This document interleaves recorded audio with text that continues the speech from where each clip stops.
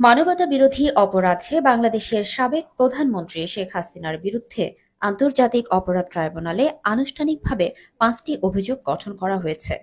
রোববার দুপুর ১২টা ১৫ মিনিটে ট্রাইব্যুনালে অভিযোগ দাখিলের শুনানি শুরু হয়, যা সরাসরি সম্প্রচার করে রাষ্ট্রীয় টেলিভিশন বিটিভি, খবর বিবিসির।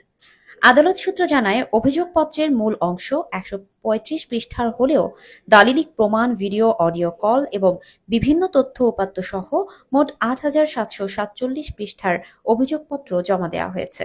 সাক্ষী রাখা হয়েছে ৮১ জনকে। মামলায় আরও অভিযুক্ত হয়েছেন সাবেক স্বরাষ্ট্রমন্ত্রী আসাদুজ্জামান খান কামাল ও পুলিশের সাবেক মহাপরিদর্শক চৌধুরী আবদুল্লাহ আল মামুন।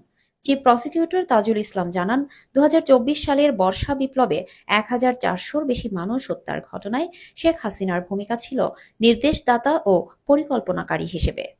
তার নেতৃত্বেই নির্বিচারে হত্যার নির্দেশ, উস্কানি ও প্ররোচনার প্রমাণ মিলেছে।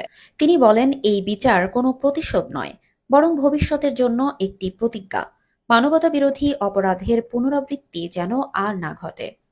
২০২৪ সালের বর্ষা বিপ্লব বা মনসুন বিপ্লব নামে পরিচিত গণ আন্দোলনে আইনশৃঙ্খলা বাহিনী ও ক্ষমতাসীন দলের অঙ্গ সংগঠনগুলো পরিকল্পিত হামলায় অংশ নেয়। বিচারিক প্রক্রিয়া বলছে, এটি ছিল একটি রাষ্ট্রীয় সহিংসতা।